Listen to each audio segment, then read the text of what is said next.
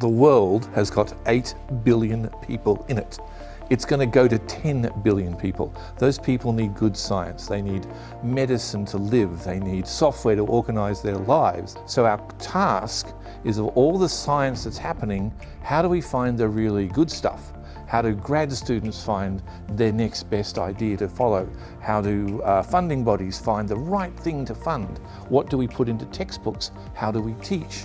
How do we assess the entire international scientific community? Because one of the rules of science is you have to kiss a lot of frogs to find your princes. So there's a lot of people doing frog kissing, and that's important. How do we recognize the stuff that really, really matters?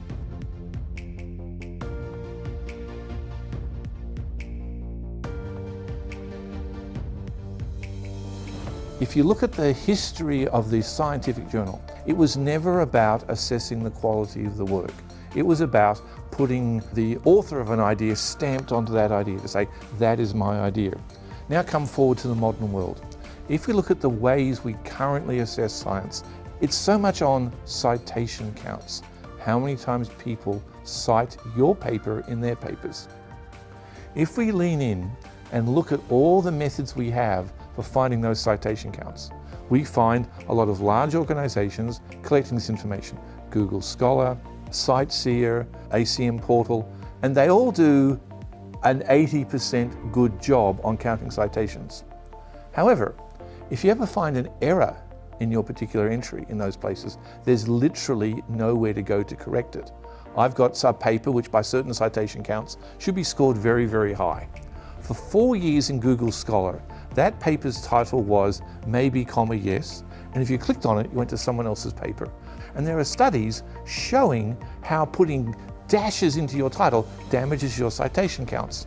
These have been reported to the bodies owning all these big bibliographies, and nothing happened.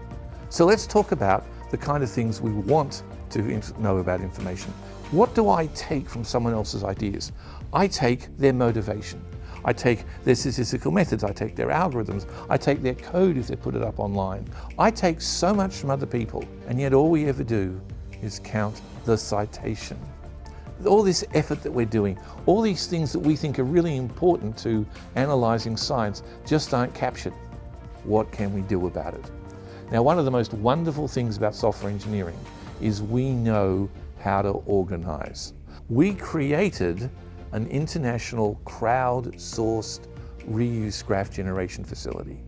Reuse graphs are a way of collecting a larger space of information than what we've seen before, and reuse graphs are a way for the community to review and improve that information.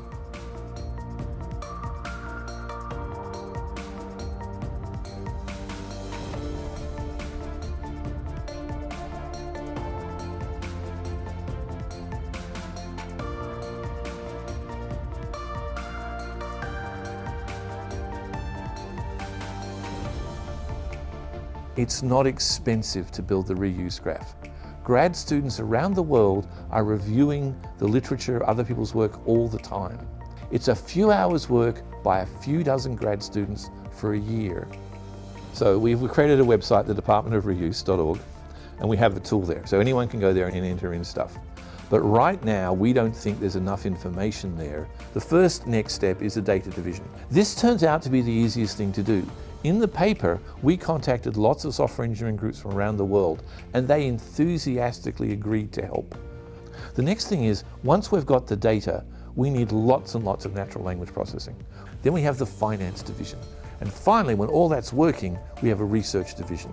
We have people who want to jump on and look at these links and say, what predicts for successful science? What predicts for unsuccessful science? There are so many things you could do with better pictures of science. Anyone building a software tool wants advice on what to put into it. Anyone writing a textbook wants to know how things are going. Who can see a new emerging research area? Could we track the connections between research and work out that this area is about to explode? So there's many applications of these things, as many as anything else used for the current bibliography servers.